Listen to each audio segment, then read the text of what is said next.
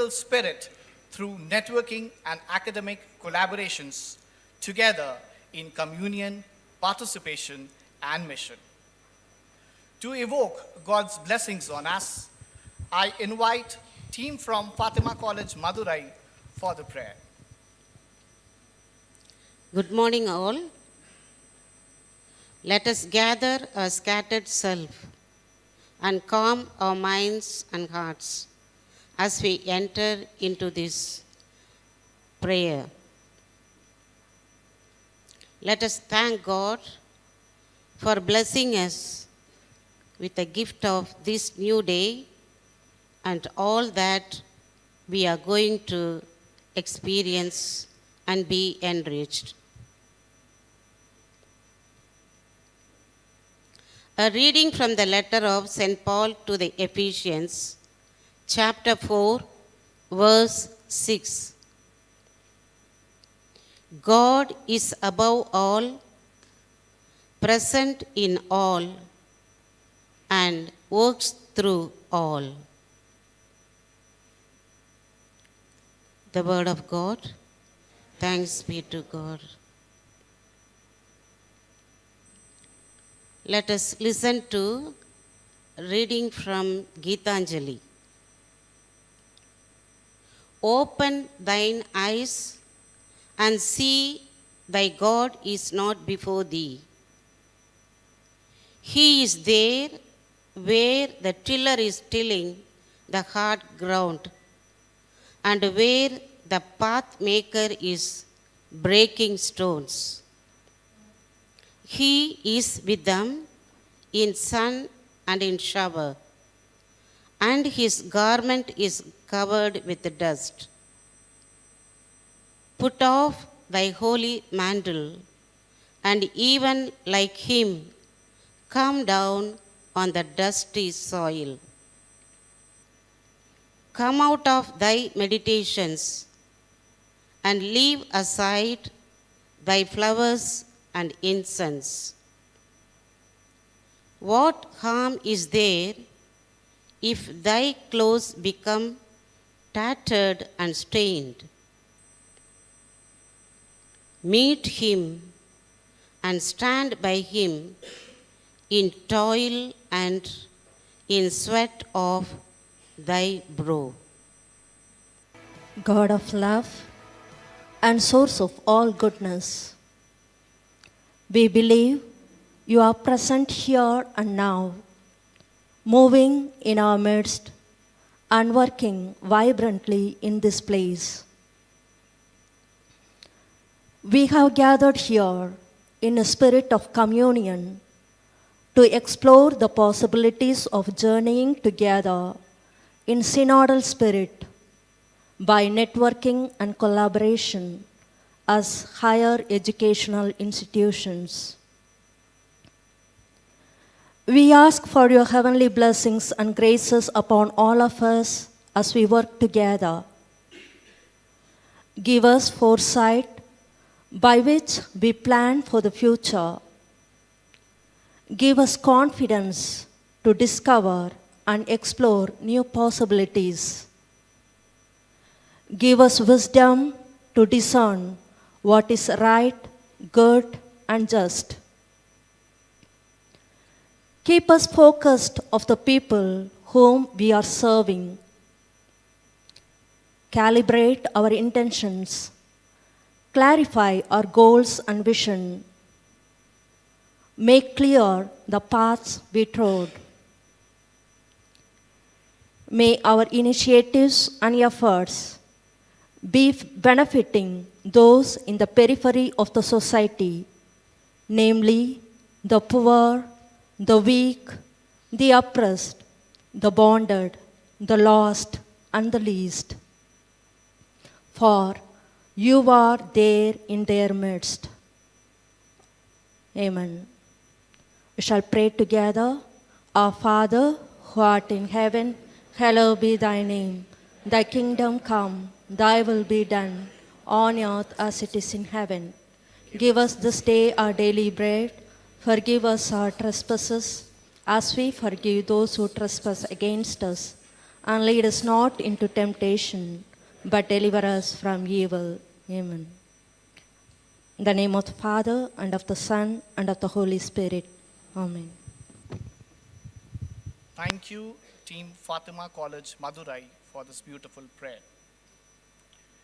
It is our immense pleasure to have amid us Dr. Shashi Tharoor, one of the most towering personalities of Indian politics among us.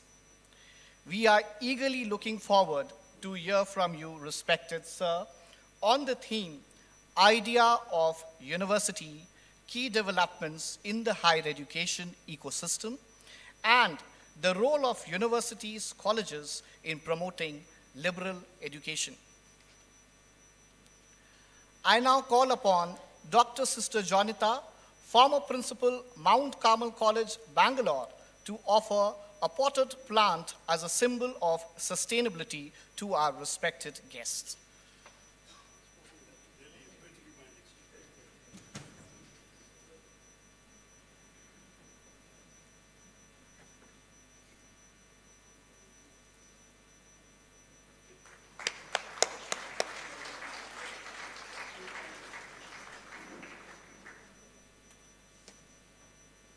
Thank you, sister. I request Dr. Sister M. Rashmi AC, Principal, Patna Women's College, to felicitate our respected guest with a shawl.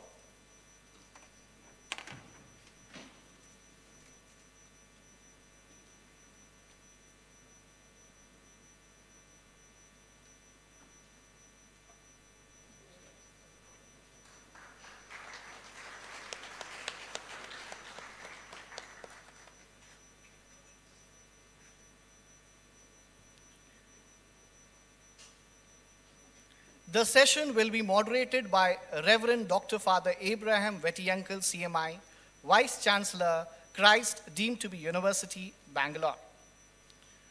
May I now invite Dr. Sister Christine Coutinho, Principal, Loreto College, Kolkata, to introduce our moderator of the session.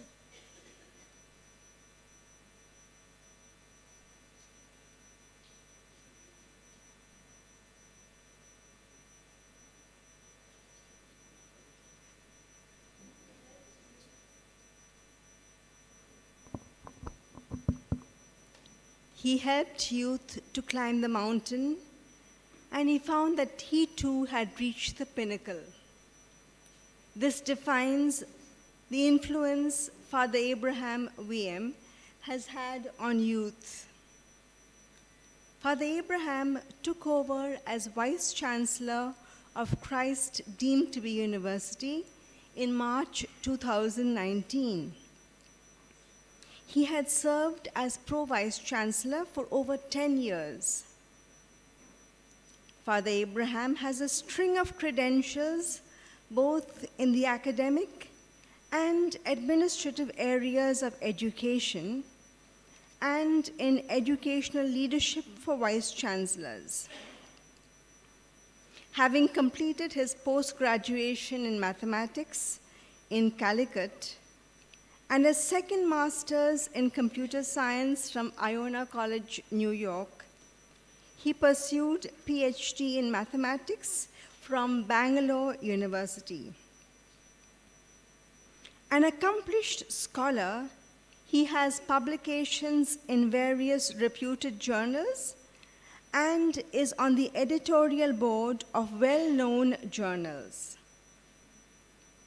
An efficacious administrator, Father Abraham has served as principal of Christ Junior College, finance officer of Christ College, professor in mathematics, and director, Center for Research, making a difference in policy making to reinvigorate academic culture.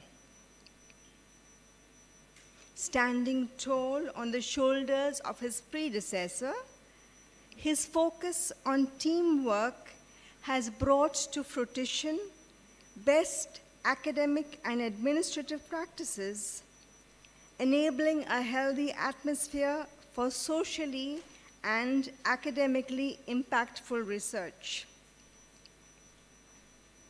More recently, Father Abraham was conferred with the honorary rank of Colonel Commandant in the NCC by the Ministry for Defense. Under his leadership, Christ deemed to be University is the first to introduce NCC as a credit course. Having touched so many lives, Father Abraham continues to lead Christ University to academic heights. We are blessed that Father Abraham will moderate this morning's session.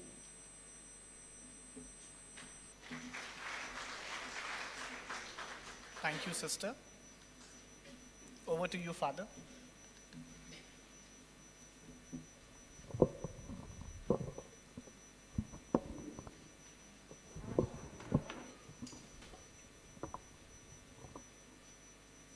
Thank you, sister, for the nice verse. I am very happy to introduce Dr. Shashi Tharoor, the proud son of our country. Dr. Shashi Tharoor, a third-term member of parliament for Thiruvananthapuram, is a best-selling author of 23 books, both fiction and non-fiction. Besides being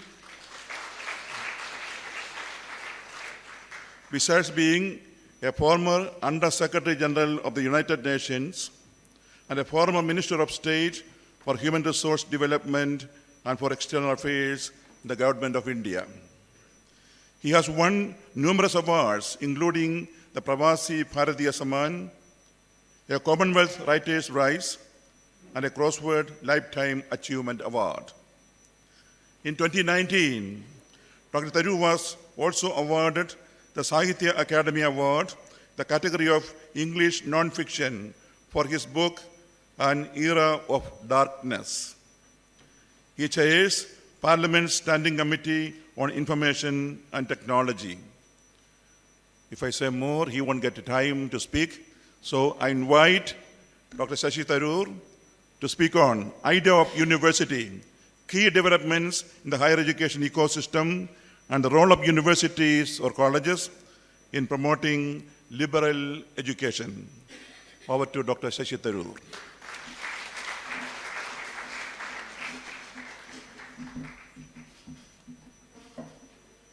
Thank you very much, Father Dr. Abraham, for that generous introduction. Dr. Anthony Arakel, President of the session, Father Abraham, who's moderating us, Dr. Sister Christine, Director of Loreto College, Dr. Sister Teresa, Secretary General of the Xavier Board of Higher Education. It really is a pleasure for me to join you all this morning at this wonderful, distinguished gathering of educationists. I gather 340, I was told by Father Anthony, are all here this morning, and all of you are actively involved in higher education. This is your 24th Triennial Conference of the Xavier Board of Higher Education, taking place in this very beautiful venue, in this very beautiful state of Goa. My thanks very much to the board and its executive committee for inviting me to address this gathering, and of course to Father Gilbert for shepherding me here. Let me begin by offering my warm congratulations to the Xavier Board and its members for the rich contributions that you have all made in shaping the higher education landscape in our country. It's a matter of great pride that the 420 colleges and the 6 universities, or deemed to be universities, one of the silliest titles I have. When I was in the ministry, I used to say, drop this business. If you've deemed them to be a university, they're universities. Just call them university. But anyway, our bureaucracy moves at a glacial pace, and no doubt sometime in the next century, we will be allowed to drop that phrase. But anyway, the 6 universities under the board represent some of the finest institutions of excellence in our country today. And this is a living testament to the rich contributions by the Catholic Church in the field of education.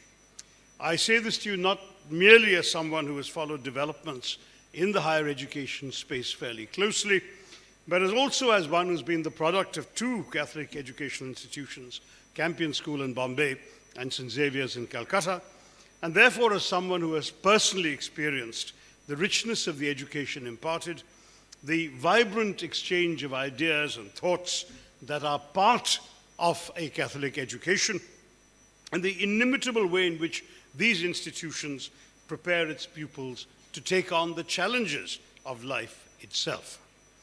I've also spoken at many of your institutions, notably Father Abraham's Christ University twice or three times, I think.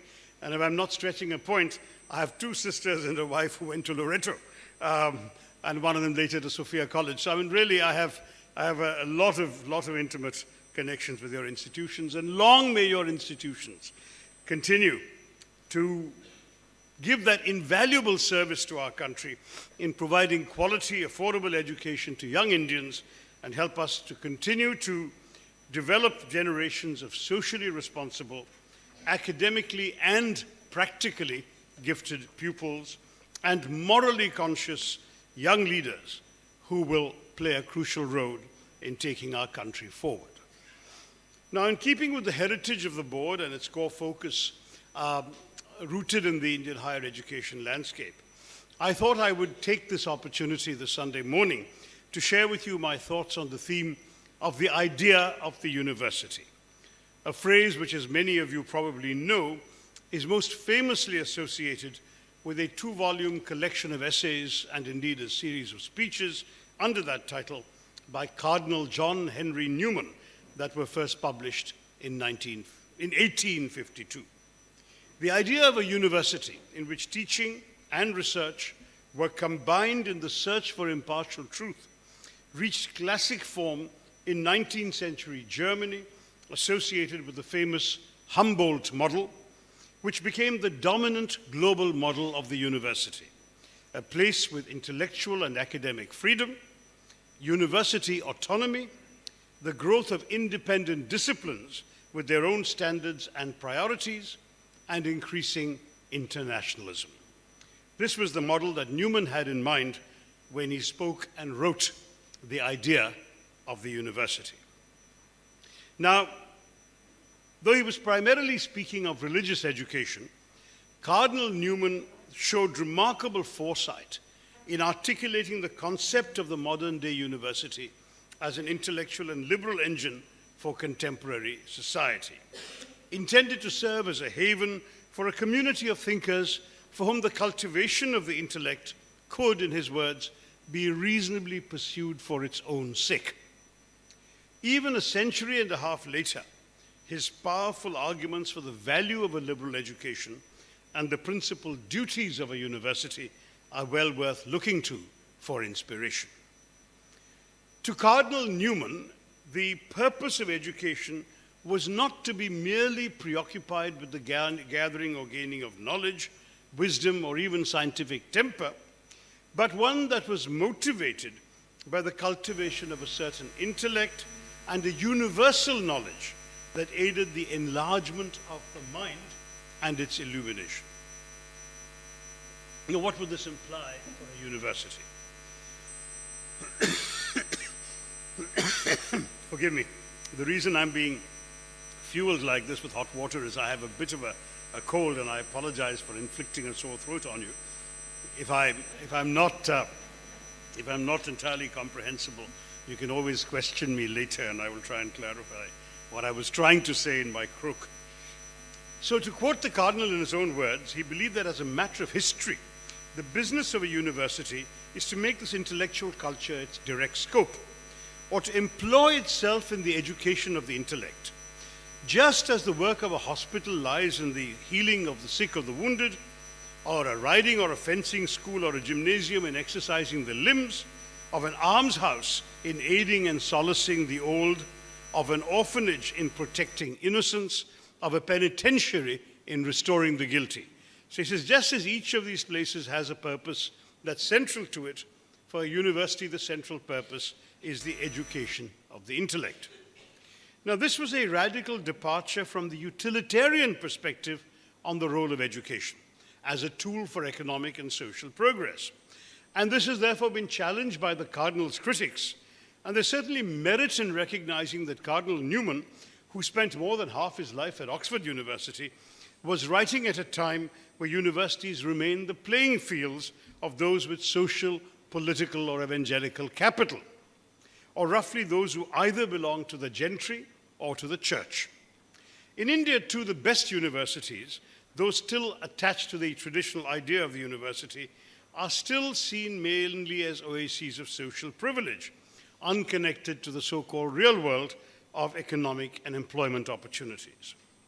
The Newman idea, it must be said, also makes no allowance for polytechnics or vocational forms of education. In other words, as the historian Sophia de Boyk has pointed out in The Guardian, Newman says little about the level of practical, employable skills that should be imparted as part of a course of higher education, revealing his limitations as the ultimate ivory tower dweller.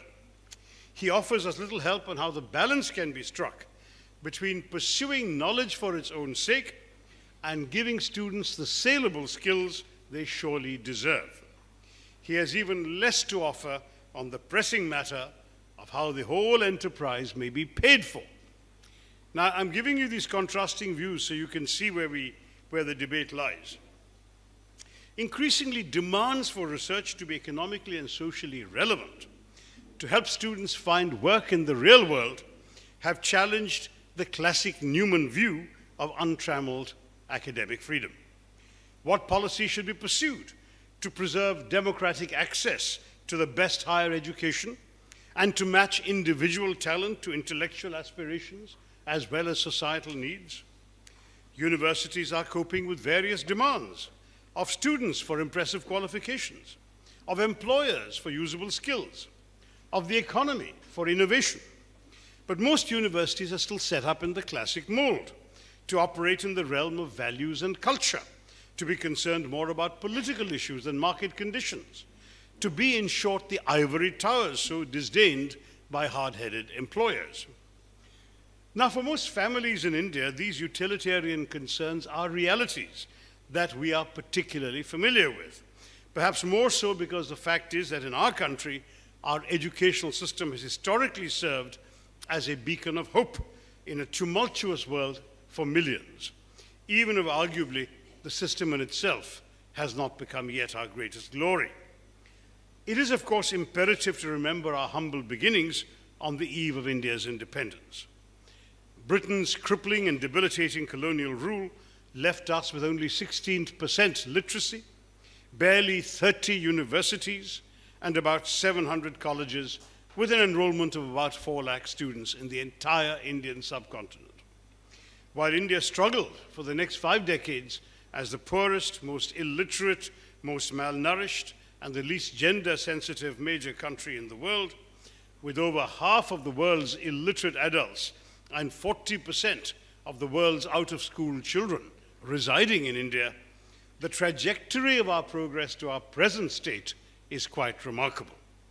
With Jawaharlal Nehru's vision and efforts to systematically build up a very large system of higher education and to create a large pool of men and women equipped with robust scientific and technological capabilities, we developed a population that had these capabilities, sensitive humanist and philosophical thought, and profound creativity, and this really became an education revolution in our country. The initial catechism in education policy that I used to recite as minister when I came into what was then called the HRD ministry, and that dominated our educational system for many decades, were 2 E's: expansion and equity. Expansion in the number of institutions and equitable access to them for those who had previously been denied educational opportunities because of their caste, their gender, their religion, or their region. In the process, though, we realized we were not focusing enough on the 3rd E, which was excellence. But there were shining exceptions. Today, Americans speak about IITs with the same reverence that they used to accord to MIT. The image of India has changed from that of a backward developing country to a sophisticated land that produces computers and computer experts and engineers. In fact, I remember I was at Schiphol Airport in Amsterdam one day when an anxiously perspiring European approached me saying, you're Indian, can you help me fix my laptop? You know, the assumption immediately, the old assumption was that every Indian must be a snake charmer or a sadhu. Now all Indians are software gurus and computer geeks. Now in 2022, when I recall my days as a young graduate, I think of how few were the options available to us in our college days, in the 60s or 70s, as compared to the plethora of opportunities presented to graduating youngsters nowadays. Wider options to study different courses, different subjects, wider employment opportunities to prepare themselves for, and especially in higher education, there are so many more subjects available to pursue and courses that didn't exist in my college days, as well as on-campus recruitments from companies and professions that had not been dreamt of in my youth. Evolution means that India must keep up with the world. The IITs have now launched certificate programs in artificial intelligence and machine learning. One has set up a center for artificial intelligence. IIT Madras offers courses online. They have 14,000 students learning artificial intelligence online. At its very foundation, our Prime Minister, Nehru, called IITs India's future in the making. And now young professionals from these institutions are indeed making global history. The challenge is that many believe, and many employers particularly believe, that these remain islands of excellence in a general sea of mediocrity. And this is why, as Cardinal Newman's critics would point out, we still have a long way to go for that fourth E that I would want to add to this catechism, and that is the E of employability. To meet the forces of the market, the demands of research, the pursuit of usable knowledge, and the imperative of building an equitable society. We're suffering from a systematic problem of skill mismatch between qualifications and jobs available, or even jobs undertaken. The skill mismatch has seen marked improvement in certain sectors over time, but chronic problems persist. I remember reading with horror about an advertisement issued by the Madhya Pradesh Police Department when they advertised 14,000 constable posts. 9 lakh candidates applied for these 14,000 jobs, including nearly 10,000 engineering graduates, a dozen PhD holders, 1,90,000 graduates, and 15,000 postgraduates, whereas the minimum qualification for a constable post was just a higher secondary education. There are similar anecdotes for every menial job advertised by the railways, the state and central governments, the public sector enterprises. Why? Because we are releasing graduates into an ecosystem that does not know how to use them. They settle for a constable post as an alternative to frying pakoras, as some who ought to know better have advised them to do. Therefore,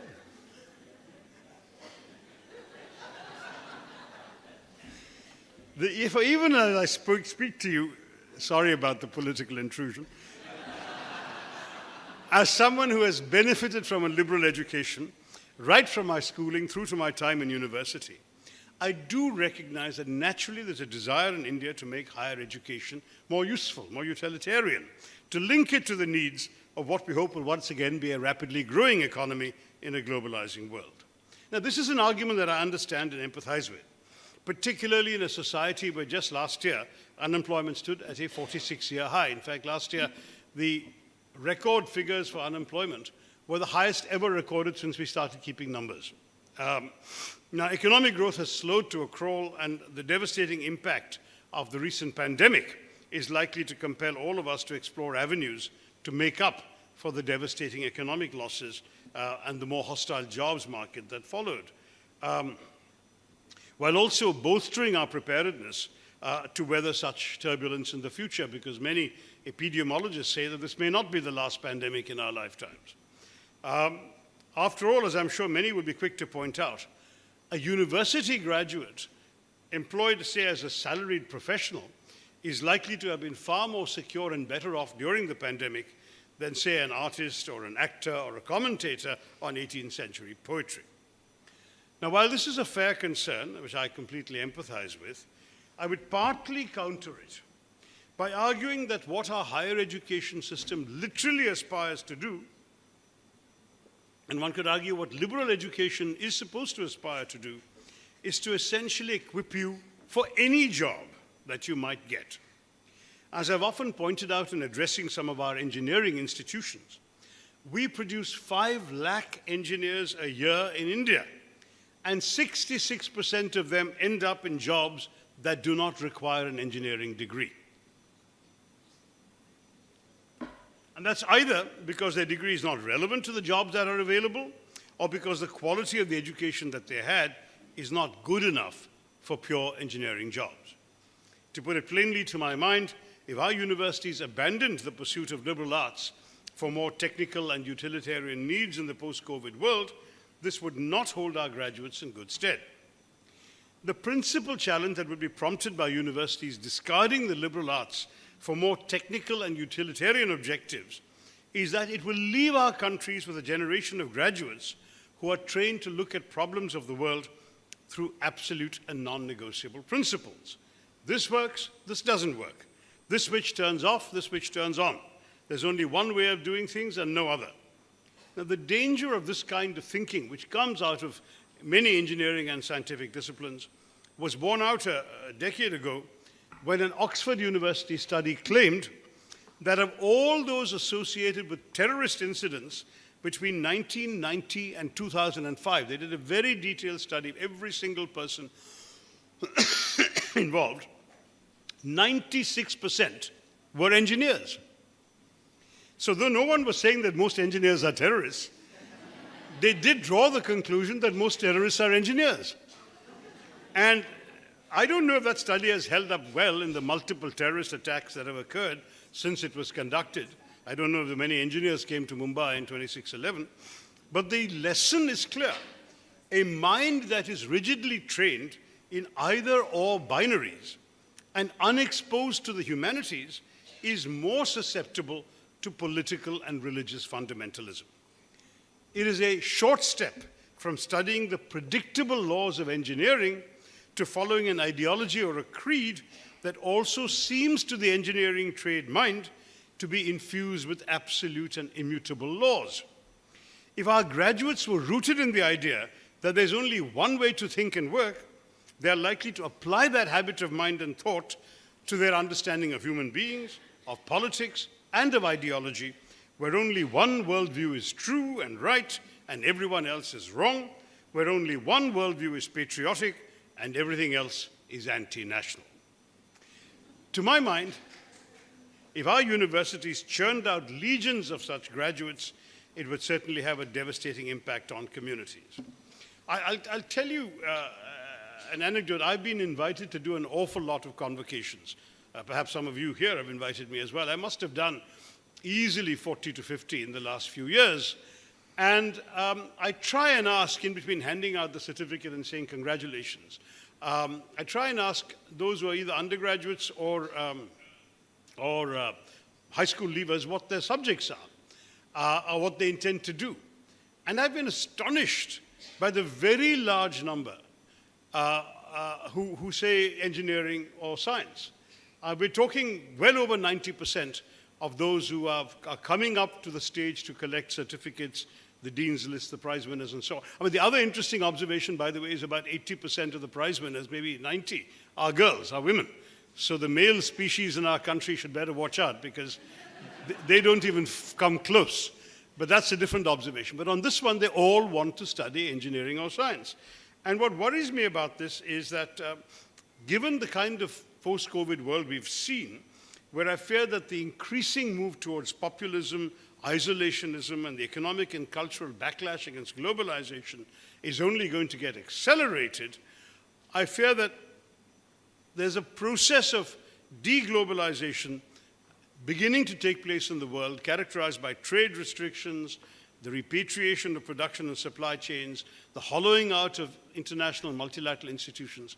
And at that time, people coming in with this very, very narrow mindset could have a devastating impact on all of us. Now, I've often pointed out, it's not my line, it's an old line, that the human mind is like a parachute. It functions best when it's open, right? Don't try and make the journey downwards in a closed parachute, right? So similarly, Just as you don't want to jump off a plane with a parachute that will remain closed, we cannot produce graduates for today's world with a closed mind. Our traditional utilitarian approach in India has been to shove facts into children from school and college, make them memorize stuff which they will then regurgitate in their examinations. If this was already out of date when it was being inflicted on the likes of me, it is definitely totally out of date for our aspiring graduates today, because in the 21st century, in a world that's characterized by hostilities, stratified societies, narrow-minded identities, what we desperately need is not a well-filled mind.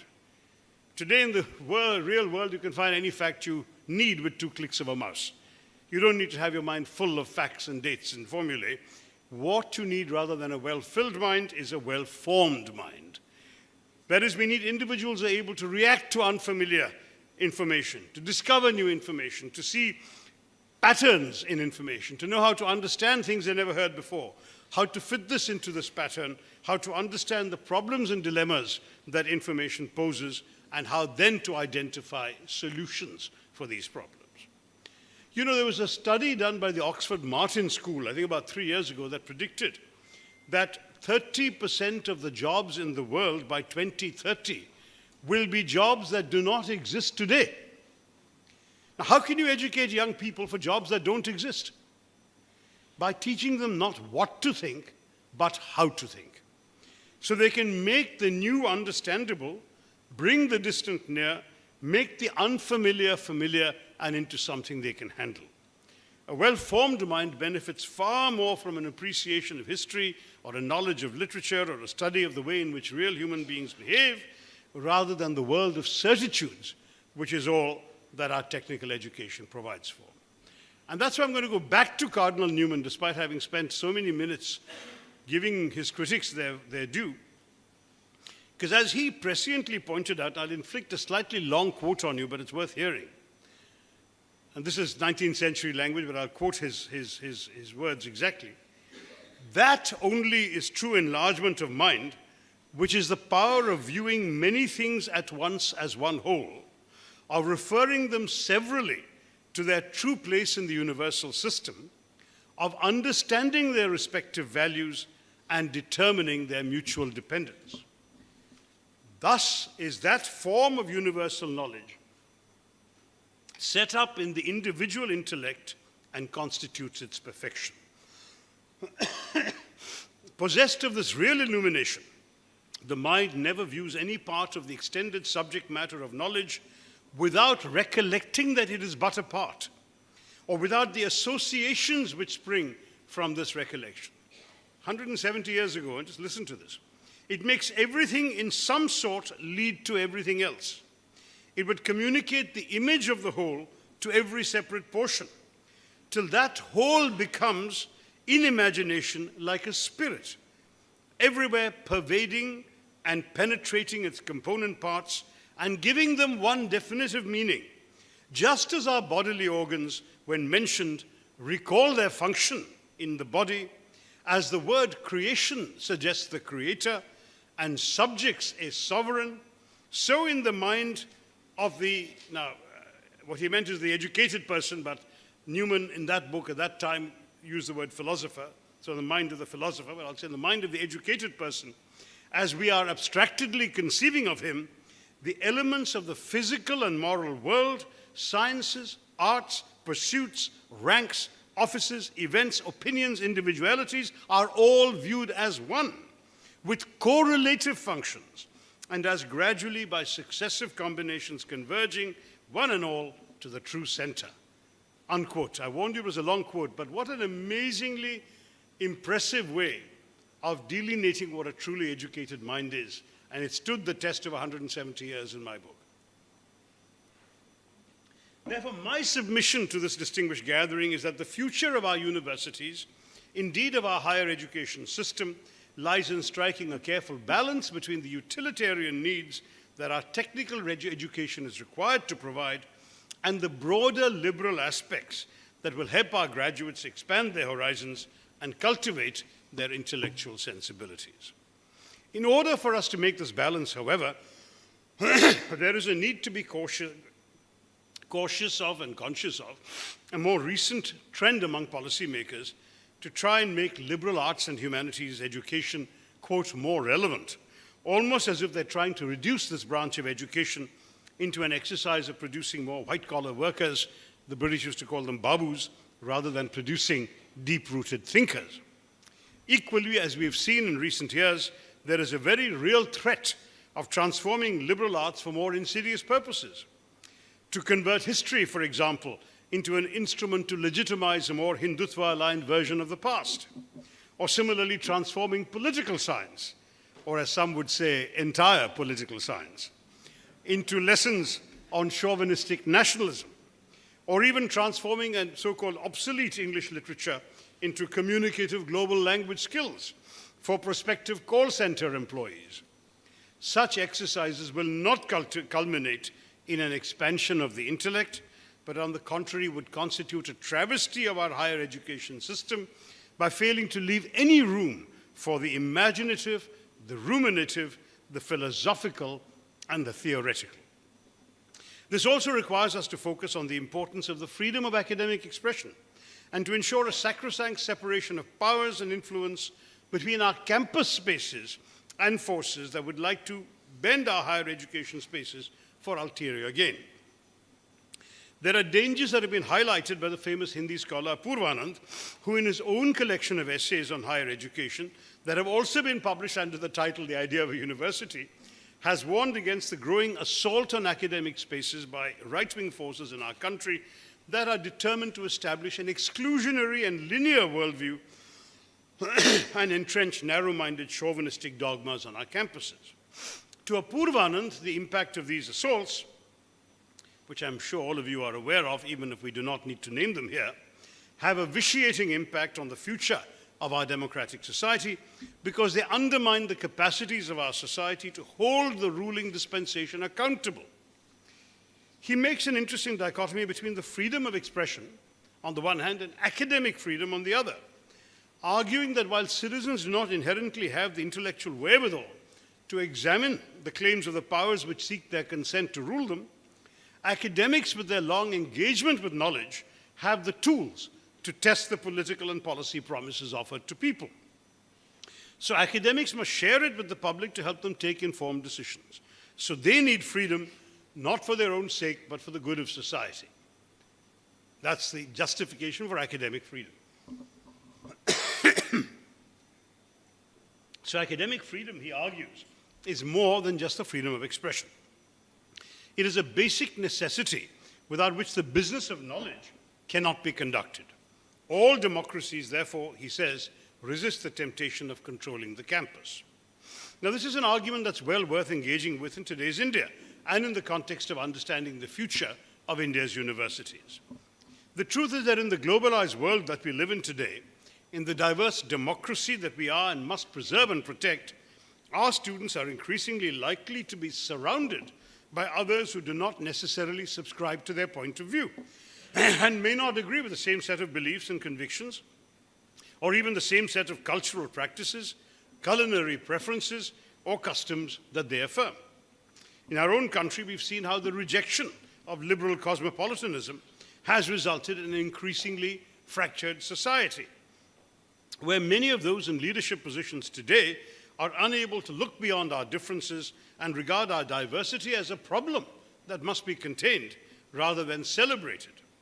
These are individuals with a monolithic view of the country as one of their own faith, of their own community, and of their own language, and by extension demand social conformity within our society. You know, I'm alluding to the Hindi, Hindu, Hindustan slogan.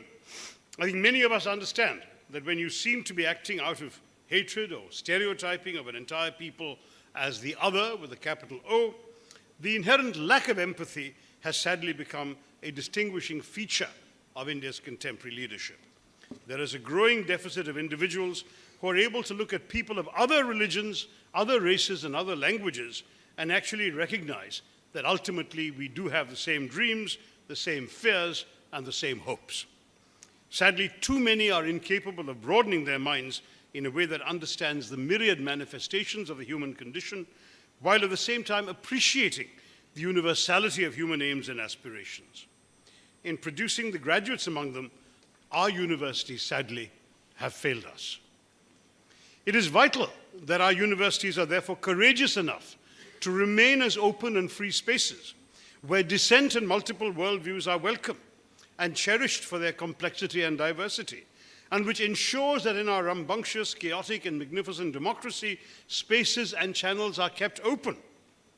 These open channels must enable our students to engage in equal parts with what Cardinal Newman described as the image of the whole and each separate portion.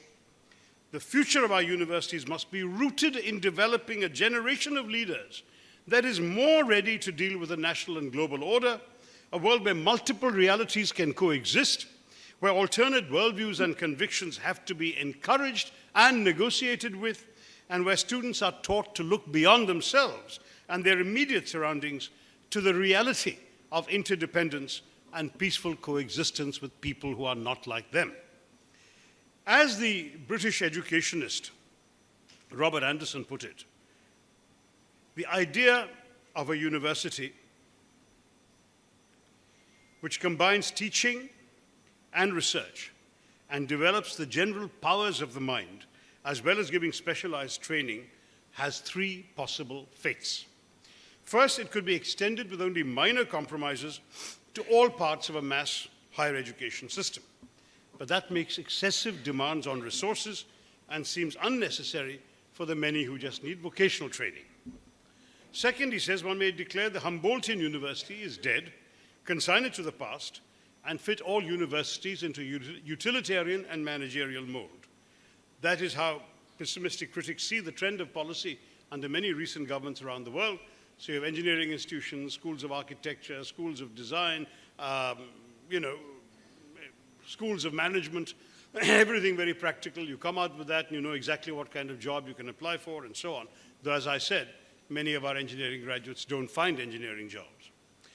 Thirdly, there can be more open acceptance, says Anderson, that universities have different missions, interpreting the idea of the university in different ways, on condition that access to research-led universities is fair and democratic, a stipulation unlikely to be met if they are privatized or allowed to charge market fees.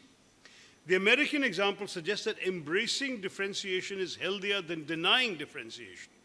The disinterested pursuit of knowledge and the ideal of a liberal education seems currently in better shape in America than in Europe, and I need hardly add, than in India. I would therefore suggest, and I know I've taken a long time, I'll try and bring this to a conclusion, that in tomorrow's India we try to see the idea of a university not as a fixed list of immutable or absolute characteristics, but as a set of tensions, in Anderson's words, permanently present, but resolved differently according to time and place.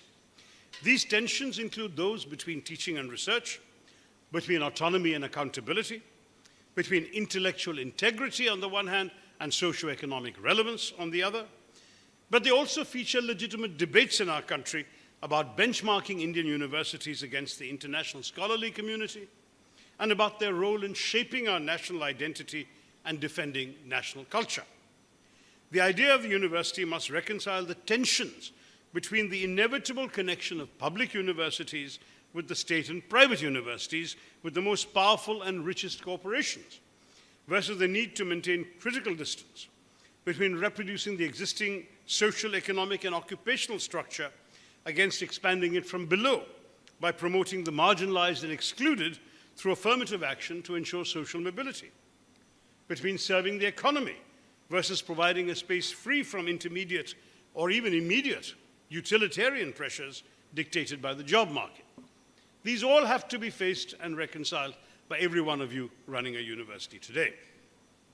Above all, there is the chronic and permanent tension between universities as places devised to encourage open and critical attitudes against society's expectation that universities will impart useful qualifications and employable skills in the service of India's future. Evidently, in resolving these crucial tensions, a balance must be struck that seeks the impossible to reconcile seemingly incompatible objectives with the ethos of a commitment to a better future for India.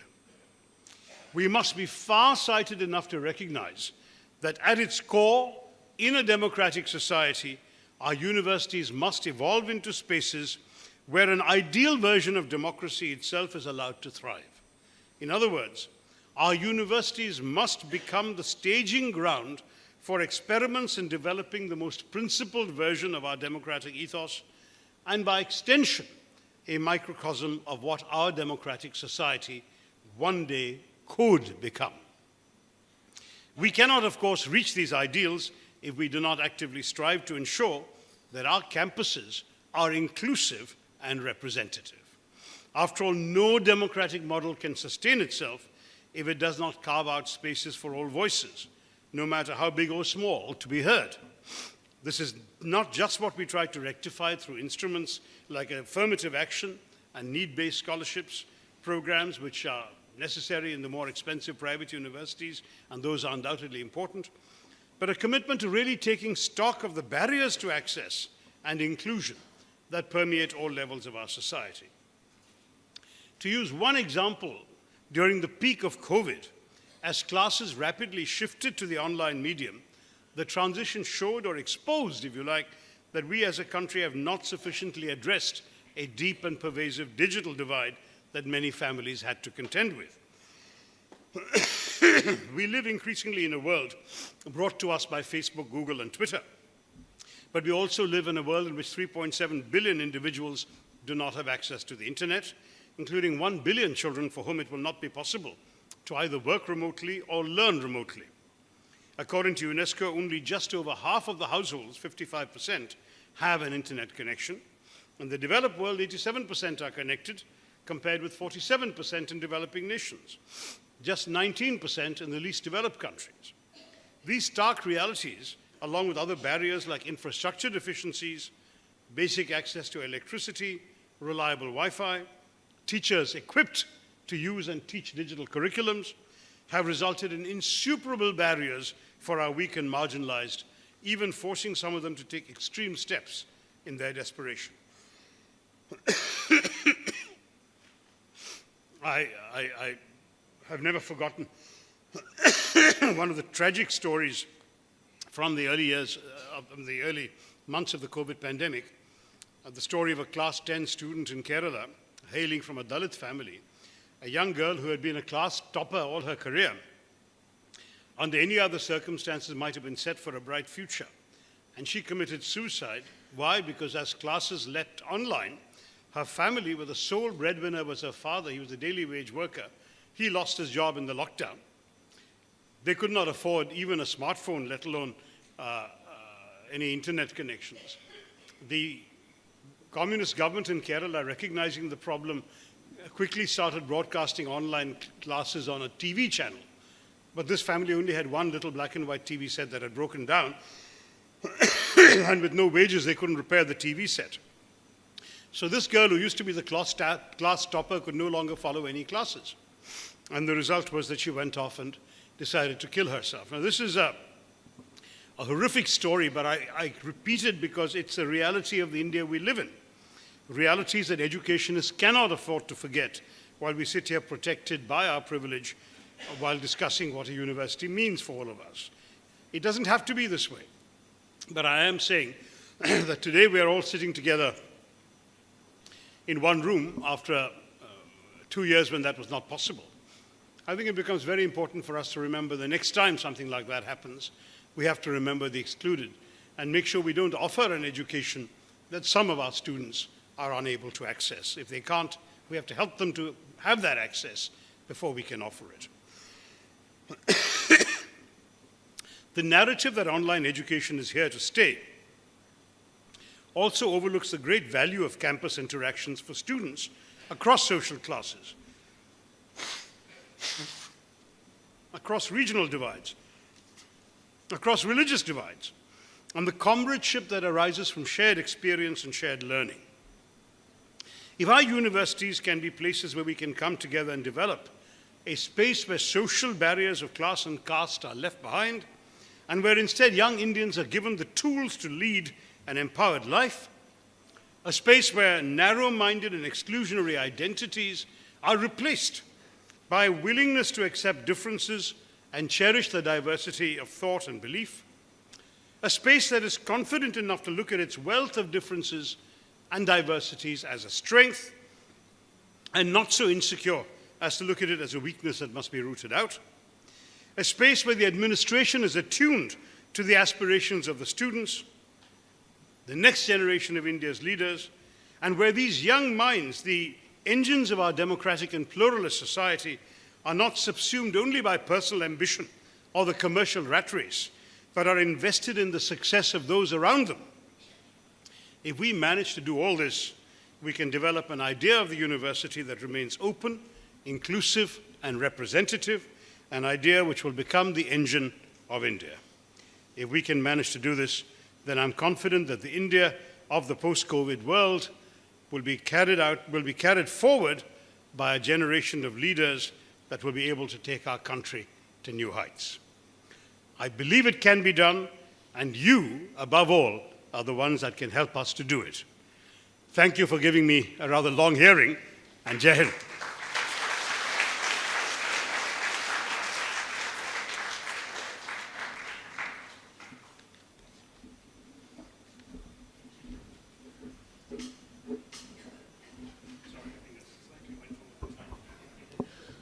Having heard a very enlightening speech, now it is our turn to ask some questions and clarifications.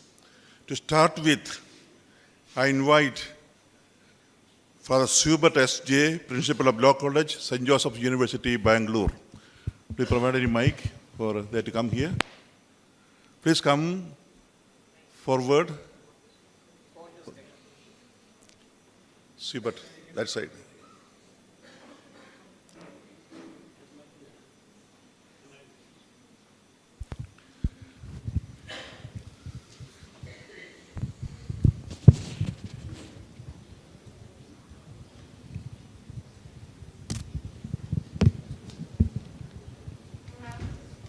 Mr. Shashi Tharoor, thank you very much for that wonderful input that you have given to us today.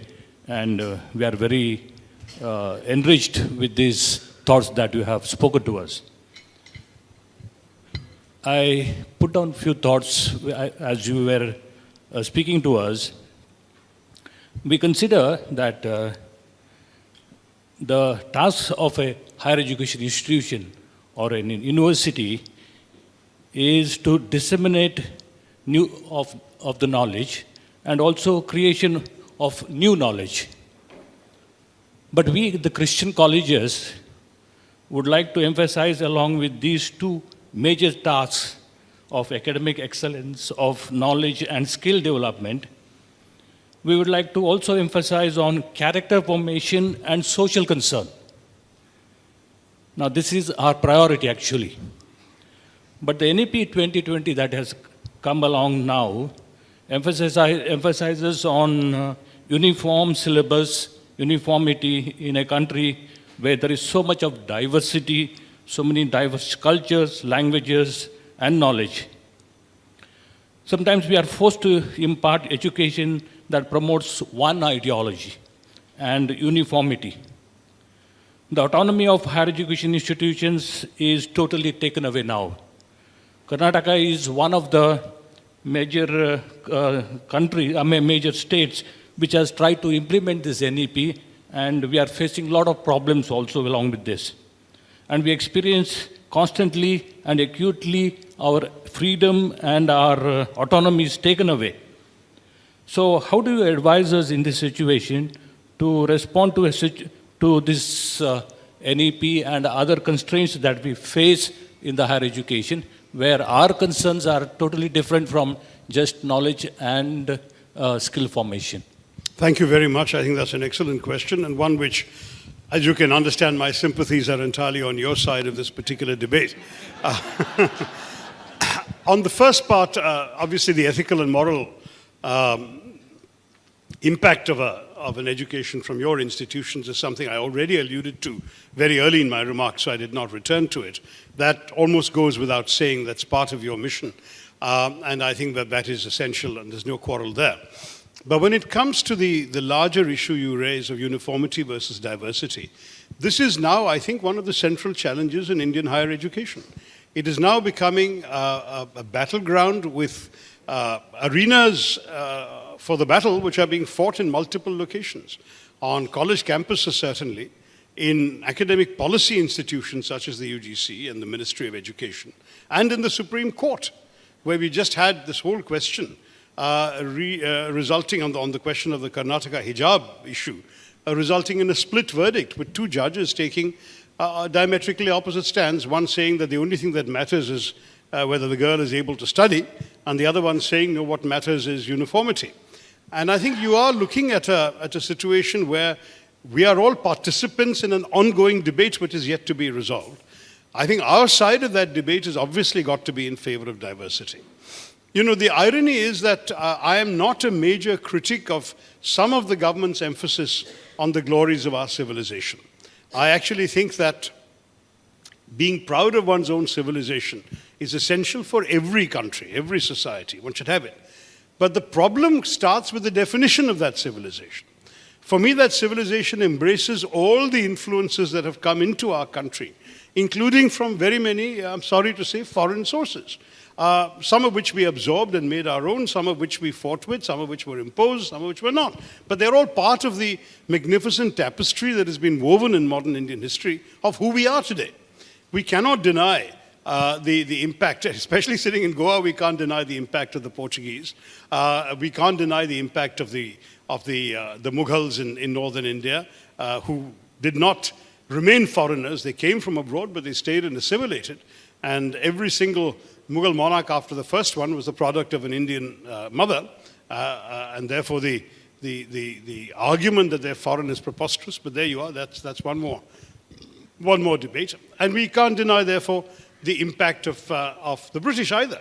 And all of these have contributed to who we are today. And it seems to me that the great Indian genius, up to about 10 years ago, used to lie in assimilating the best of whatever we got from anywhere, and making it our own and making it something we could flourish with and grow with.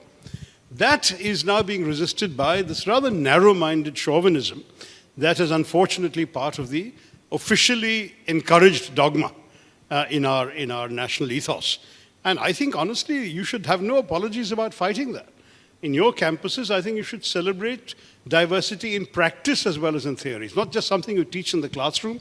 You demonstrate it in your campus, with the student body, with the kind of people you have, the kinds of activities you encourage, the kind of topics you discuss, the kind of subjects you offer, everything. It seems to me it becomes very, very important. I actually had a girl come to see me. In fact, she was accompanying her uncle who had come for a meeting, who is a student of your new campus in Delhi, the Christ University campus in Delhi, which I have not been to, in Ghaziabad, in the National Capital Region. She was celebrating the extent to which the campus is an oasis, because, I mean, the city around is not a particularly salubrious place, Ghaziabad. But, and it's full of all the problems and prejudices and quarrels and tensions that have begun to afflict northern India. But she was celebrating the fact that she doesn't need to leave the campus, that there is an entire India within the campus that she is able to relate to and derive energy from and sustenance from. And that is a very, very valuable role that a campus can play. If it has such an integrated vision, that vision must be imparted to the students, as I say, not just through what you teach in the classroom, but the life you give them on the campus, outside the classroom. And I encourage you all to bear that very much in mind in your leadership of your institutions. The second question from Father Maria Anthony Raj, Principal of Sacred Heart College, Tirupattur Autonomous, that is from Tamil Nadu. Good morning, sir. I'm Father Maria Anthony.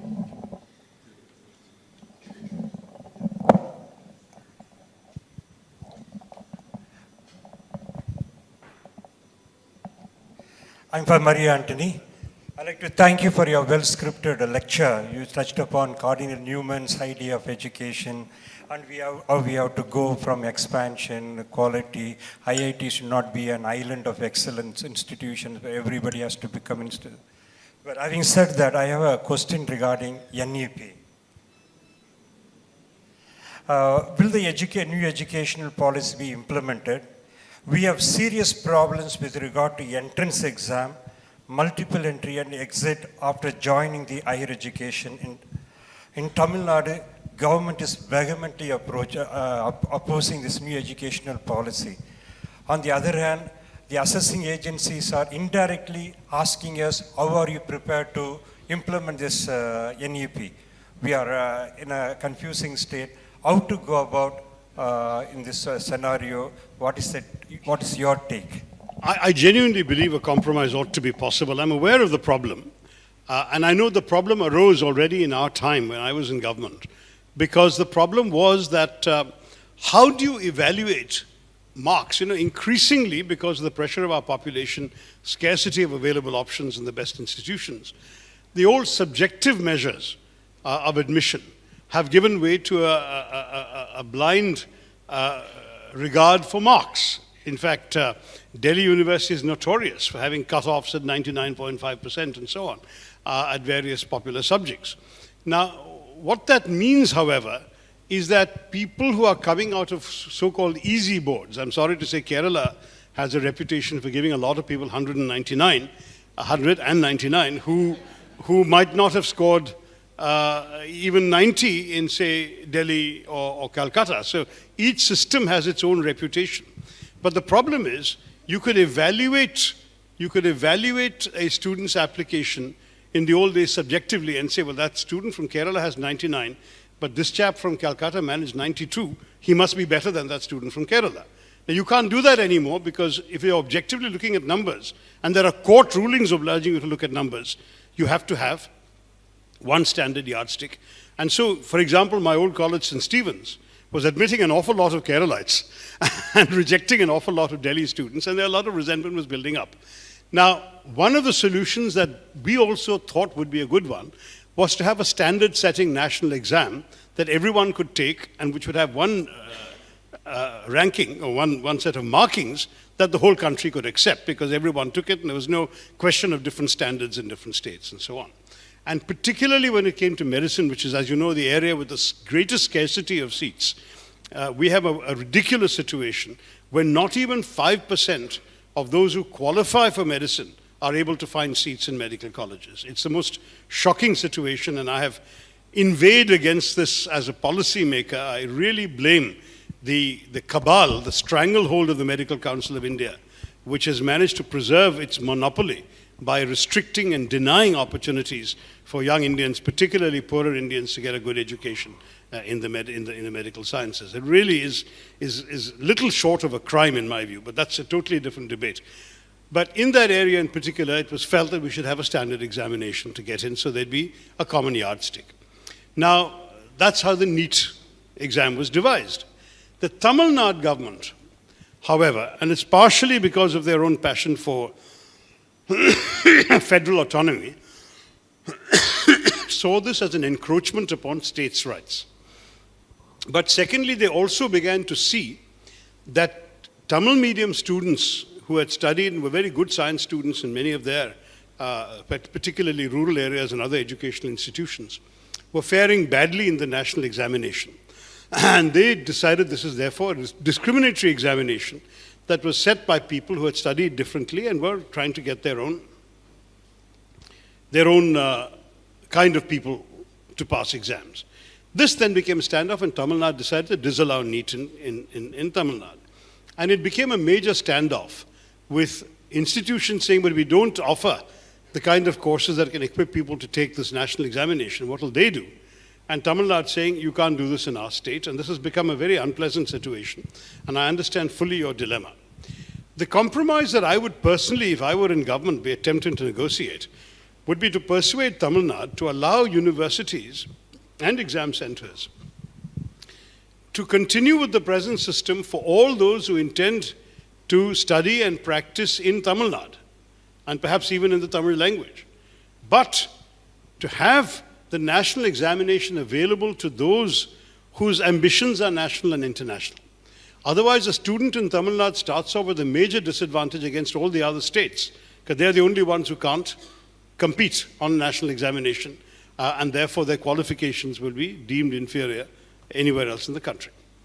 This is the compromise that ought to be found. So you offer both and say, if you have passed in this particular kind of examination, you can work and practice, your medical license will only be valid to practice in Tamil Nadu state. Whereas if you pass that one, then you can be a doctor practicing anywhere in India. And then let the students choose.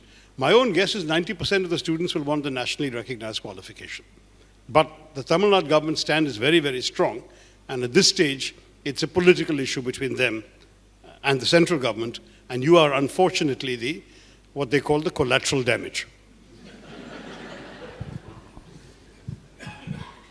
Next is Dr. Alvin from St. Aloysius College, Autonomous, Mangalore. Anybody else, they can raise their hands, and after this, you can come and introduce yourself and ask the question. Good morning, everyone.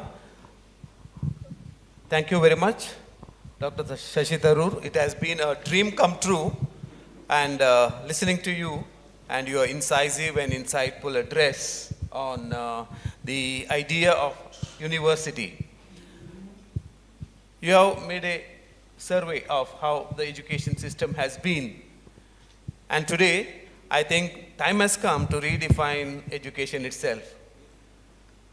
I would like to ask two queries, and I would like to know your impressions, your idea about, most of the time people say that it is going to be a minority narrative, that people ask for grants from the state, and there has been dwindling of grants to higher education institutions or education itself in the last few years. And what should be, according to you, the state share of resources to supporting higher education and schooling itself, number one.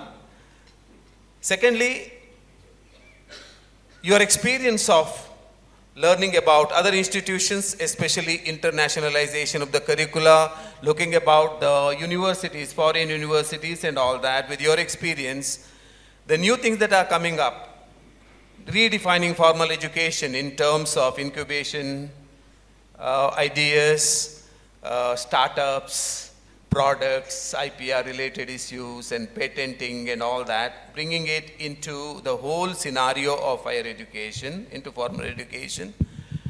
What do you think with the demographic, component that we have in India, how to incorporate into, and it is also one of the criteria or parameters of assessing higher education institutions. How do you think that it can be incorporated in a scenario, Indian scenario, to bring it into as a parameter, as assessment? And do you really think that time has come that you have to completely revamp the higher education scenario, the whole idea of university, whole idea of colleges or higher education itself? I want your opinion on this, your take on this. Thank you very much. Thank you very much. Well, that's a major question with a number of aspects to it. And I'll try and address three of the aspects in turn very briefly. On the first one, the question of state resources. This is such a central problem in our education debates because our country has historically tended to look to the state for resources. I still remember in 1972 to 5 when I studied at St. Stephen's College, my monthly fee was 15 rupees. The rest of the genuine costs of a top-class education were being met by a grant from the University Grants Commission. And I don't think it's gone up that much. I mean, of course, proportionately with inflation and so on, has gone up. But that's the level to which the state has entered the thing. When you look at research universities today, you will be shocked. I mean, I was shocked when I was minister. I got some numbers that in India, 90% of all research is financed by the government. Whereas in the OECD countries, that is the rich developed countries, 75 to 80% of research is financed by the private sector. Now, yes, their systems are different from ours, but it raises two obvious thoughts. One is, can we keep depending so much on the state? And with that, doesn't there come a whole lot of baggage, limited resources, over-bureaucratization, too much of intrusive red tape, and so on and so forth? Versus, can we afford to let the private sector get a free ride? Because most of the products of this research then go in to benefit the private sector. Why are they not paying for more research? I wanted, and I said this in a couple of speeches as minister, I didn't have a very long innings in that job, but where I was there, I said, listen, we must absolutely challenge the private sector to do more, to contribute more to national well-being. I'll give you a typical example in America you asked about startups and innovation. Very many companies in classic places of education institutions like Boston or the Raleigh-Durham Triangle in North Carolina, or of course Silicon Valley itself, many companies have gotten to the habit that they come up with a spark of an idea, they'll go to a university campus, and they'll say to the professors, do you have a bunch of graduate or postdoctoral students who can research this and see if it's viable and make it happen? We will finance the research. You do it at your university. If they come up with a product that we can make and sell, we will give you a share of the royalties, 15%, 25%, whatever you negotiate, and your name will also go up. And many universities actually run a lot of their graduate programs with this kind of funding. And very often the students get not only the thrill of confirming a discovery or creating something new, but often job prospects multiply immediately thereafter. We don't do anything like this in India. Why not? So I'd like to see much more of this happening, no question about it. On your second question about internationalization, I have to say you're totally right. But again, the trend in India has been completely in the wrong direction. When I was a student in university in the early 70s, we had a large number of foreign students, principally from other developing countries, African countries, especially those that were, for example, people from today's Zimbabwe, in those days Rhodesia, were fleeing the white regime there, and they were getting scholarships from the government of India to come and study on Indian campuses. There were Zimbabwean students in Delhi University. There were Mauritius students, because Mauritius didn't have enough higher education campus. There were students from a number of other Southeast Asian, Middle Eastern countries. A lot of people from today's United Arab Emirates had their higher education in India in the 60s and 70s, because there were no college, literally no colleges available there. Now that has been completely reversed because of two phenomena. First of all, you had these countries developing, acquiring the money, the resources. After the oil revolution, UAE was literally able to buy the best campuses around the world and park them in the UAE. Now you can get a high-class American university degree studying in those countries, in Dubai or Abu Dhabi. Whereas in India at the same time, the growing pressure of population meant that the number of seats available were very, very few. And people said, we have to offer these seats to our own countrymen and women, and therefore we can't offer it to foreign students. So internationalization has gone down dramatically. The irony is, this is a time also, it's coincided with the period where international ranking systems have become much more recognized and in vogue.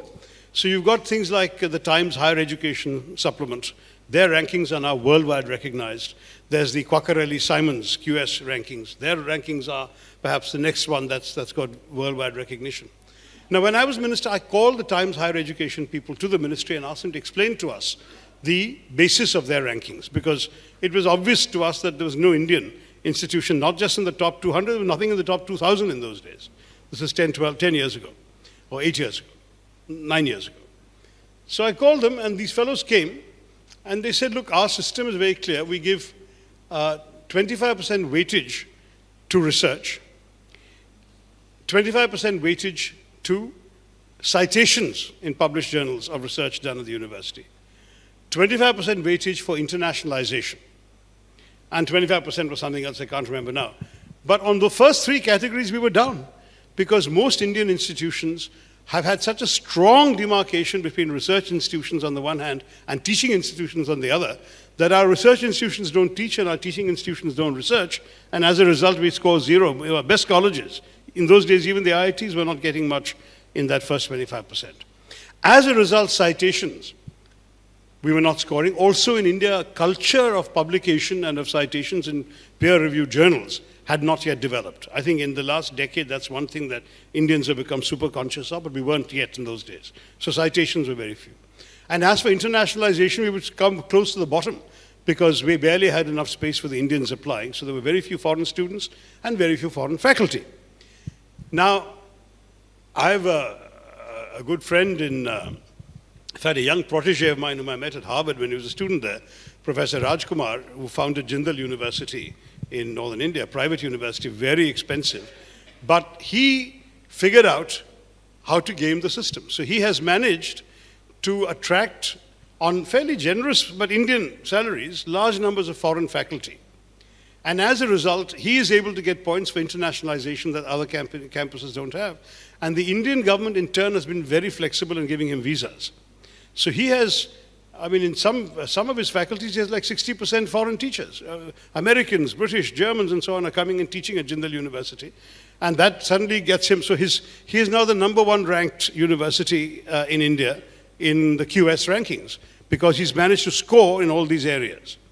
Now, that's just one thing I'm saying. I'm not saying all of you have to follow that example, but certainly you must remember that if you want to be peer ranked globally, these are criteria you ought to be aware of. Final thought, when you say, should we change the idea of the university? I have, as you know, articulated a very clear, I hope, vision of what I believe should be the ideal Indian university. And there's nothing there right now that is already beyond your reach. In fact, many of you are probably well on the way to achieving that ideal. But that's something you can do. I don't think you need to reinvent beyond that. Where I believe we need to do more is on the regulatory side. Our higher education generally is over-regulated and under-governed. So I don't want to have a body sitting in Delhi telling you how large your campus should be, how many classrooms you should have, what the size of square meters of your classroom should be, whether you should have a playground, how many faculty, what subjects to teach, prescribe the syllabus, sometimes even the text. That's absurd. That is not what a university should be required to do. But what you should have is a system weighted heavily towards assessing through objective criteria the educational outcomes of your institutions. I would rather have a system of accreditation to begin with and gradings of outcomes later in terms of results, academic excellence, job placements, and so on. Those are things that would actually create better governance in the system. And I'm not a market fundamentalist, far from it. I mean, I would consider myself far more a sort of social interventionist when it comes to some of these things. But I would say that this kind of system would be far better at guiding the prospective parent or student as to how good a college or university is to fulfill their dreams than the present system of just saying that this campus has this many rooms and this many faculty and follows these rules very strictly, because that may not be any clue as to how useful that college will be for the child's overall intellectual development. So these are my thoughts in response to your multi-pronged question. Next is Father Joseph Xavier, the former principal of Loyola College, Chennai. Good morning, sir. Thank you very much for your thought-provoking lecture on the idea of university. My question is based on your response to your question. See, in a recent judgment by the Judge Chandrachud on reservation, he made a statement. Mark is not the only indicator of capacity. He also referred to the way there have been marginalization of the society. So reservation is something that is very, very important in our Indian ethos. Now, the present system of NEET has clearly indicated that money power has more influence than capacity of people, especially students. Now, there is a vast difference between rural and urban students. And our country has many systems of education. We have the state educational boards, the central educational boards. In all these common interest tests that were conducted, most of those who get through are from the central board and who are rich. Now, given the context, a common entrance test where NEP clearly states merit alone is the only indicator of admission to higher education institutions, I would like to know how you distinguish between two types of students. don't you think that it is better that each state is left to itself for developing its own educational system with its own culture, with its own way of doing things? And just to tell you, Tamil Nadu has done much better in education and even in terms of capacity building. So given all this, how do you justify a common entrance test? So this is a central dilemma, and I realize that I don't need to repeat what I already said in answering the colleague from Tirupattur's question. Without repeating it, let me add two things. There is a problem in evaluating the sort of two contradictory statements. Marks are not the only indication of merit, and merit should be the only indication of a student's worth. Because there is a contradiction implicit, because how do you evaluate merit? To take a totally irrelevant example, but not entirely irrelevant, we've just had a ruling by the Supreme Court in Delhi that my old alma mater, St. Stephen's, can no longer decide to admit students on the basis of interviews. Now that was how they would, once they were obliged to follow the cutoff policy, they would still interview people over the cutoff and choose the person who seemed to have understood issues and to articulate them better and more coherently and more smartly than somebody who had clearly passed an examination, got a high score, but was either inarticulate or came across as unintelligent in their ability to express their thoughts and so on. So the college would discriminate that way. Now the courts have ruled, the Delhi High Court ruled, and then the Supreme Court upheld it, that St. Stephen's can no longer have that discretion. It must follow Delhi University's rule, which says that only marks will apply. Now that has raised the other dilemma that I described earlier, which was this question of when the marks are awarded differentially in different states, what do you do? I still believe, Father, that we have a challenge for those who wish to study further or work outside their states. Because you're quite right, Tamil Nadu has done an outstanding job of capacity building in the state. Their school and college education system is outstanding. But many of those people who have ambitions to work outside Tamil Nadu find that they cannot be benchmarked meaningfully for their capacities by either postgraduate admissions or by employers in other states. So you need some objective yardstick. I have no difficulty with your proposition that states should be allowed to develop their own educational systems. But the corollary of that must be that somebody who has only passed a state board and has only done state-level examinations can only therefore work and practice in the state. And in a country where freedom of movement is a constitutional right, where everyone has national aspirations, certainly coming from Kerala, where the majority of our workforce is outside our state, I can tell you that for a state like Kerala, the ability to have some capacity to be benchmarked nationally becomes indispensable. That is the challenge. I think in principle one can agree with you. In practice, surely you want to give the students the choice as to what kind of future they see for themselves. If the students want to study further or live and work beyond their state, then they must have something to show how they fare against other students of other states. That is the central problem in a large federal system like ours, because each state has its own culture, its own marking practices, even its own level of difficulty. I can tell you within Kerala, for example, a student with 90% in the CBSE is probably academically more sound than a Kerala board student with 99. Because simply the level of questioning in those examinations, you can just look at the question papers, you can see the difference. So that is again, if even within one state there are these differences, you can imagine what the problem is when it looks like at the national level. Father, please introduce yourself and ask the question. I am Father Joby Joseph from St. Anne's College, Shillong, Meghalaya. My question is not directly connected to higher education, but as long as higher education hinges on politics, it has got an effect. I hope you will answer this question. In the recently completed party election held, most of us so-called educated thought we were seeing a dawn of a change or a door to change. But your party men thought maybe differently. So my question is this: is this a reflection of a passive consensus to the majority right-wing power of thoughts and ideas?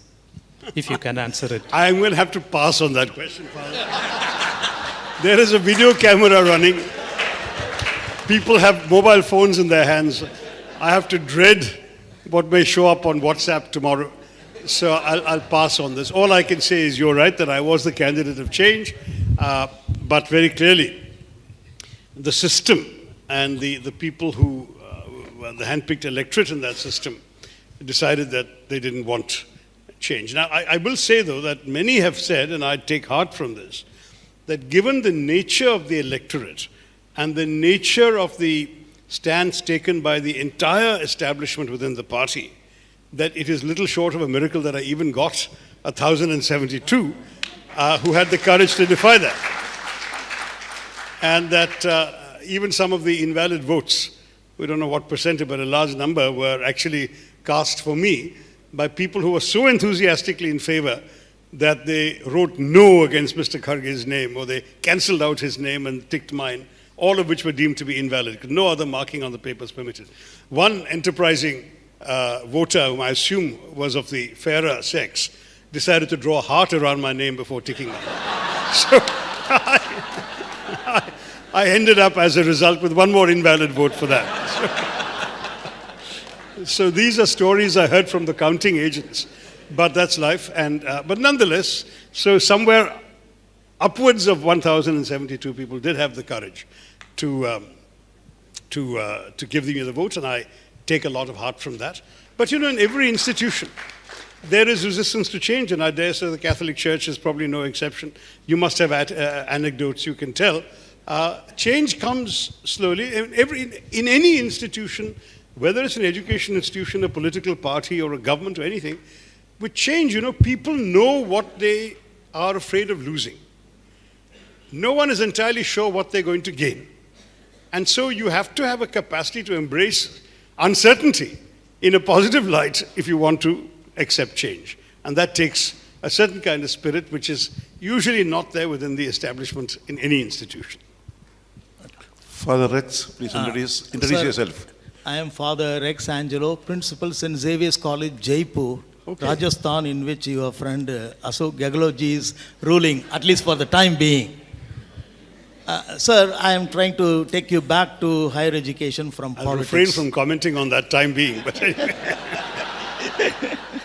So back to higher education from politics. You rightly pointed out that the government is spending a huge amount of our resources, in other words, the people's taxpayers' money, on different schemes, including higher education. But unfortunately, as you rightly pointed out, all these huge amounts of money are spent for elite institutions, IITs, IIMs, etc., and centers of national importance, etc. Now, the taxpayer, all of us are, and then we also pay education cess for everything we buy. That is taxpayers' money. Now, this money doesn't reach back to the commoner. There are about 48,000 colleges, arts, science, and commerce colleges, where the government is obliged to give grant in aid, because, in my humble opinion, it is the duty of the government to educate its own population. Now, government is pushing more and more private players, corporates, into the higher education sector. As a result, they have their own interests, as you know, that they would like to have more of their products. They want finished packets products from our colleges, and then they want patents, they want new inventions, etc., which will suit their interests. Now, by denying grant in aid to some of the rural colleges, some colleges like some Jesuit colleges having clear-cut option for the poor, the Dalits, the tribals, who will sponsor their money, their salary? Unless you go for those people or offer those courses which will be paid only by the rich, in which case, in the long run, poor people will be eliminated from the system of education and they will be forced to go for skills. You develop another category of people, the indirect or another way of caste system is imposed on them. Now, is it not the duty of the government to educate its own population? Is it not the duty of the government to sponsor educational system? And I am afraid such questions are not often raised in the parliament. Thank you. Sir, you're quite right, Father. I mean, I concede that there are fundamental ideas of education as a public good for which the state has a responsibility. However, you also have to look at the realities of public finance. Both state governments and central governments are essentially financially increasingly unviable institutions.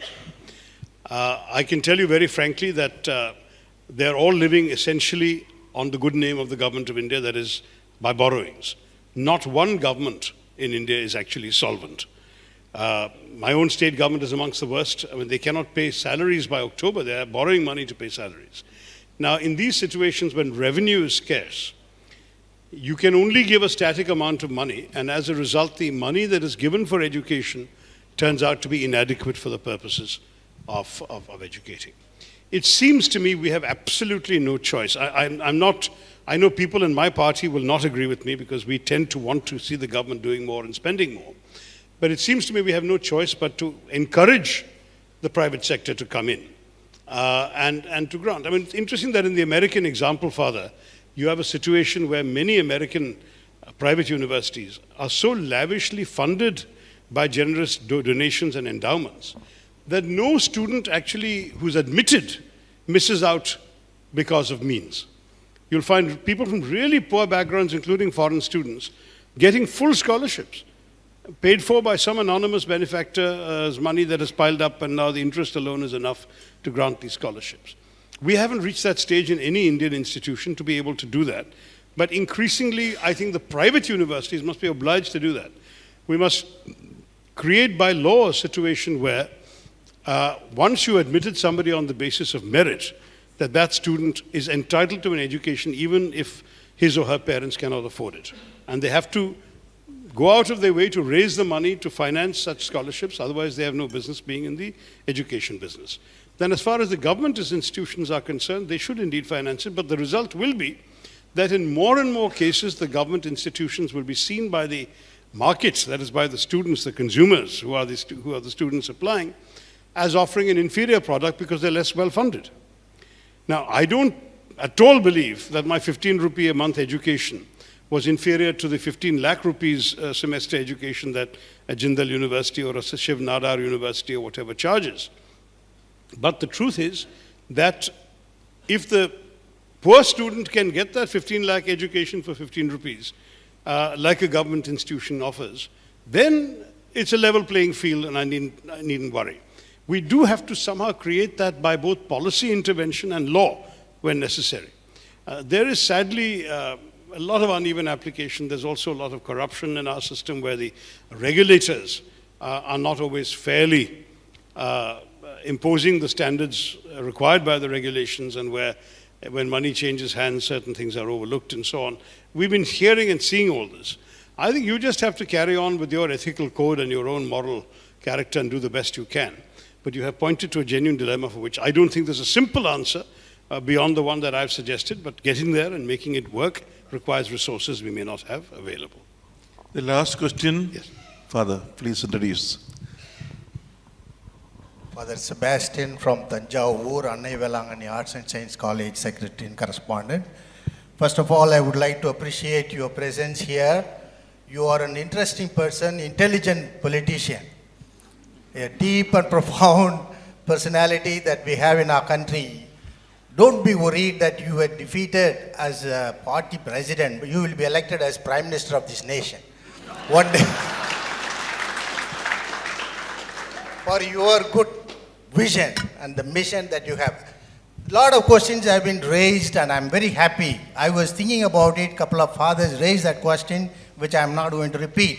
One question, in some states, some textbooks have been changed. History textbooks have been differently written, number one, in which religious facts have been distorted. Number two, at least history and religion, all of us know something, we can correct somewhere. But they are distorting the scientific information. Science has become a big mocker in this country now today. That's why research we are not able to do. I'm happy that you pointed out in the recent years, a lot of Indians are doing research. I know you are up to date. That's why you are making that statement. There are many people who do not know this. Our country has not improved because we have not done scientific research. That's an important question. You are aware of it. So the scientific research temper is not there and they are distorting it. What are you going to do about it? Number two, another question, simple observation. Liberal arts. Only one arts university, Jawaharlal Nehru University, used to be on top in this country, apart from the science institutes. Indian Institute of Science, IIT Madras, IIT Kanpur, Mumbai, all these are top. But Jawaharlal Nehru University used to be on top. But now it is under control. What is going to happen to this country? Thank you.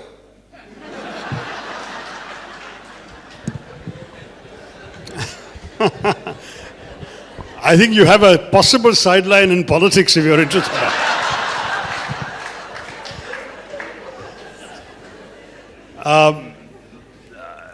Well, I mean, these are questions. The second one, which I will take as a rhetorical question, there are obvious policy implications we all need to look into.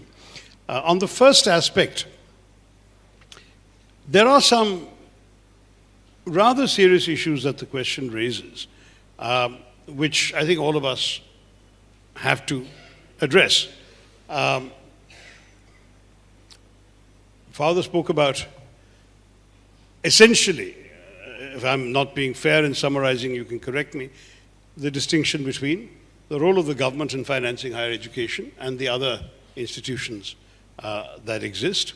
And the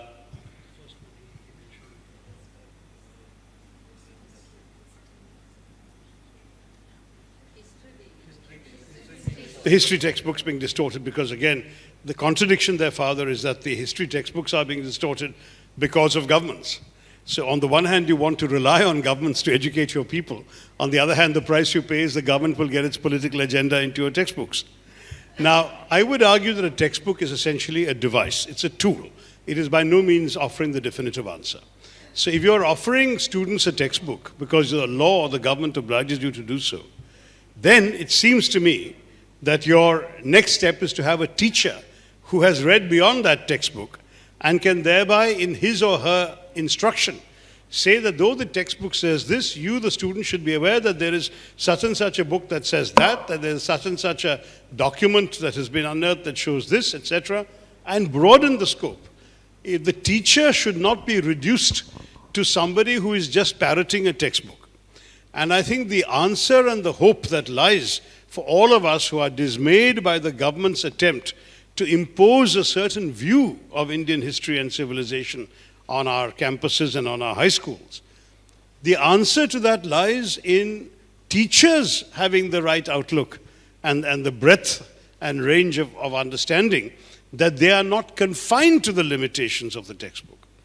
So if the government is going to be the body that you feel should be primarily responsible for the health and well-being of your society, I have no problem with that, but do not ever think the government should be solely responsible.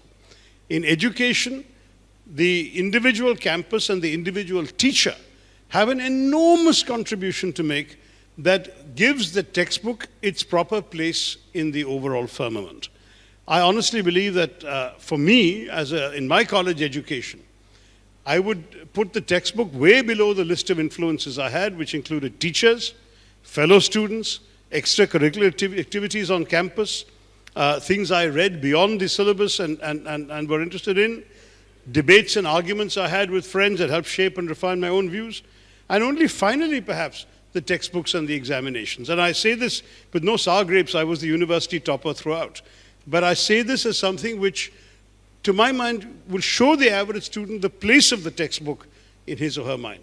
So rather than bemoaning the fact that the textbook is so distorted, which it is, in some states, in some cases, it is, let us say that we should have teachers and we should recruit teachers and, if possible, keep training teachers to be people with broad minds, wide horizons, a capacity to read and absorb alternative points of view, and to share the existence of alternative points of view with the student body.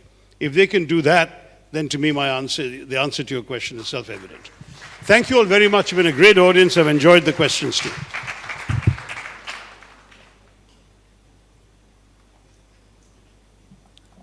Thank you so much, sir, for your very erudite deliberations.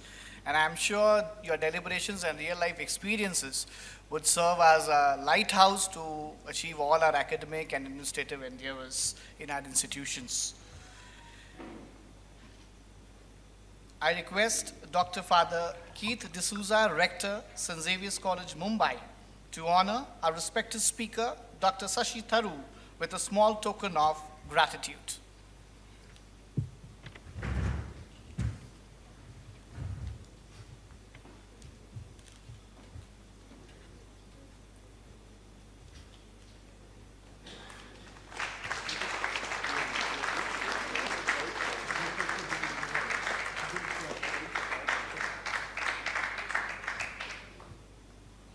Thank you, Father.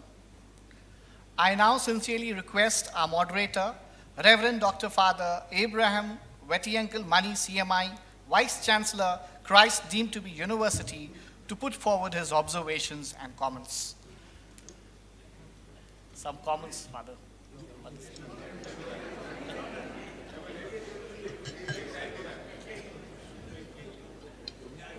Okay. Okay, you. So I invite Dr. Father M. Arokasamy Xavier, Principal, St. Joseph College Autonomous, Tiruchirappalli, to propose the vote of thanks.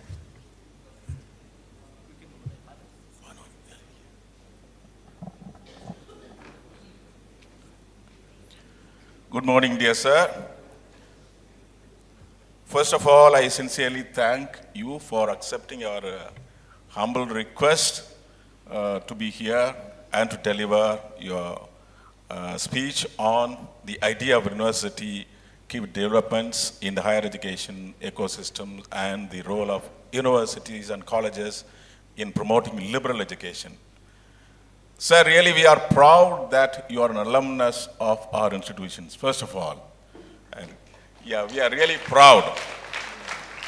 Now, you are a multifaceted personality, really, that we could understand from your speech.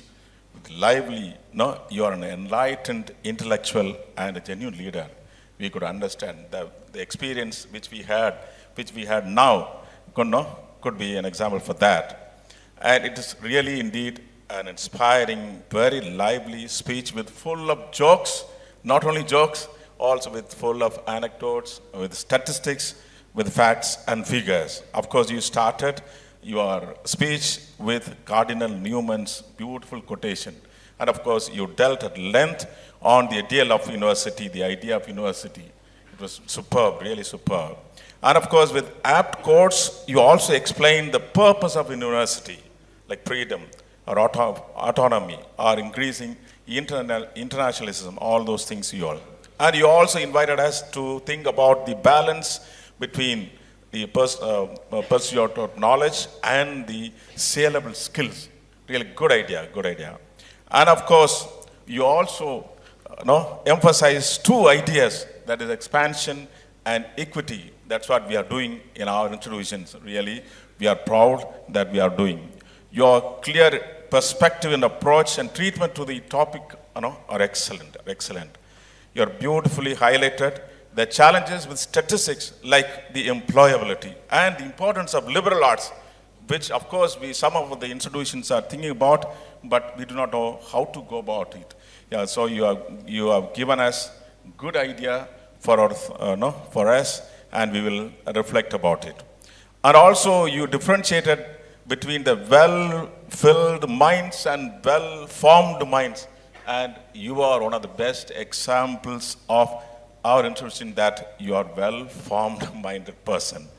And of course, you also requested us to produce leaders with deep-rooted intelligence, all those things, fine. And you invited also to explore the possibilities to address the challenges. Of course, you raised your serious concern about the raising homogenization, of course, which is against freedom of expression and academic freedom, all those things, which we experience practically in all our institutions, Yeah. And also you underlined the aspect that academic freedom should be for society.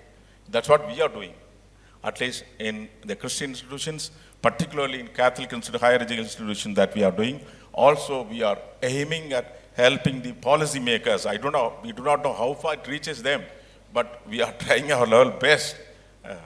And you also raised the recent contemporary issues like these diversity. You looked at the diversity, not you, the politicians, how the politicians looked at the diversities as threat. Of course, it should be celebrated. The very gathering itself, you can see it's a celebration. That's what we look. We are coming from different parts of India, from different languages background, all those things. That itself, is a celebration. It's celebration. And also, our universities should be a place where dissent is allowed. That's what we are doing. We respect people's opinion, their dissent, even sometimes their dissent. And you also highlighted the aim of the university is to produce generation of leaders who could look at multiple realities, and those multiple realities could coexist peacefully. Of course, that is because of these institutions, because of our institutions, India is so far is peaceful. And particularly South India is very peaceful because more missionaries were working there earlier times. Now in North India also fine. Now, so that itself is a very fine example. And also you invited us to interpret the idea of university from different angles. Excellent talk. Yes, excellent, inspiring talk, sir. So thank you very much for being with us. Also, I would like to thank you for your enlightening the response. Very good, very good. Also, you ignited our minds with jokes. Even your jokes ignited our minds. Fine. And clarified our doubts, especially on diversities, on NEP, on merit, and all those things. Fine. So, thank you very much. Nice of you. Thank you. I also would like to thank Father Abraham and Father Anthony Arakel. Of course, all of you, dear participants. Thank you very much. We shall have a group photograph with the esteemed speaker, Dr. Shashi Tharoor.